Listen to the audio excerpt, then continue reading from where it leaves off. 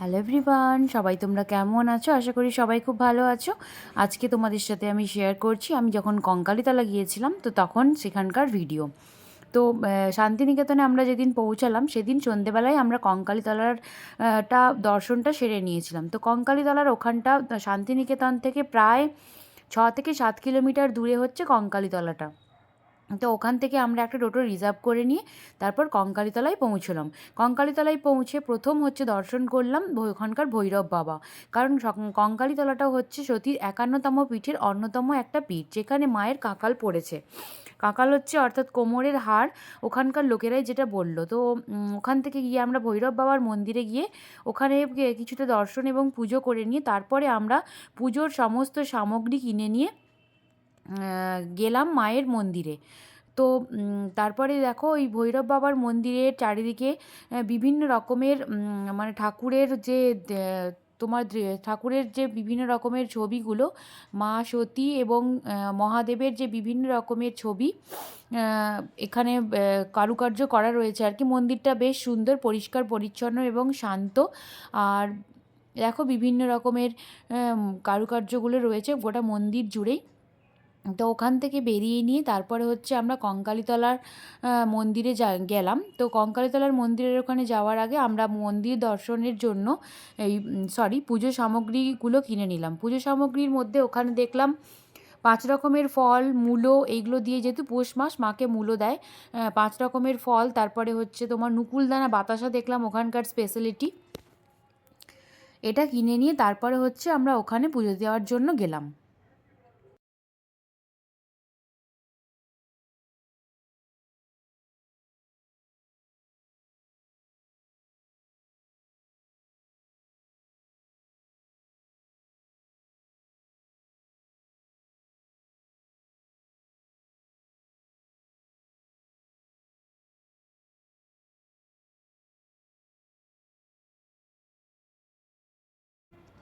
মন্দিরের দুধারে অনেক দোকান বসেছে, তো তোমরা সেখান থেকে পুজোর সামগ্রী কিনতে পারো। তারপর ওখান থেকে কিনে নিয়ে ভেতরের দিকে গেলাম।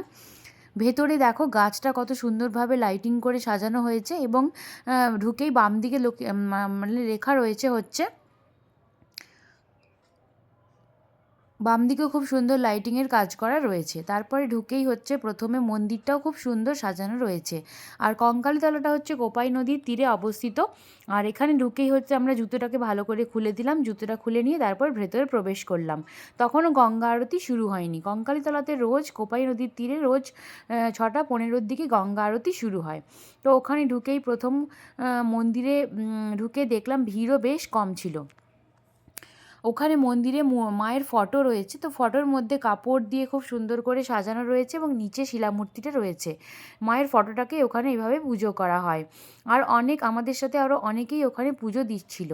তো তারপরে দেখো আমরা ওখানে খুব সুন্দরভাবে পুজো দিলাম এবং পুজো দিয়ে বাইরে বেরিয়ে এসে দেখো মন্দিরের বাইরের দিকে মায়ের সতীর 51তম পীঠের সমস্ত কিছু কোথায় কী পড়েছে সেগুলো বর্ণনা করা রয়েছে।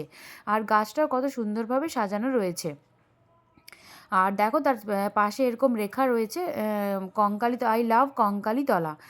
তো যাই হোক, ওখান থেকে বেরিয়ে তারপরে গেলাম আমরা গঙ্গা আরতি দেখার জন্য। তো ওখানেও দেখলাম গঙ্গা আরতির জন্য পুরোহিতরা এসে উপস্থিত হয়ে গেছেন। বহু লোক ওখানে গঙ্গা আরতি দেখছেন, দাঁড়িয়ে রয়েছে ওখানে। তো ওখান থেকে গঙ্গা আরতি দেখার পর তারপর ওখান থেকে বেরিয়ে আমরা পেছন দিকটায় গেলাম। তো ওখানে দেখলাম অনেকের সমাধি রয়েছে। তো সমাধিগুলো পেরিয়ে তারপর আমরা ওখান থেকে বেরিয়ে গেলাম।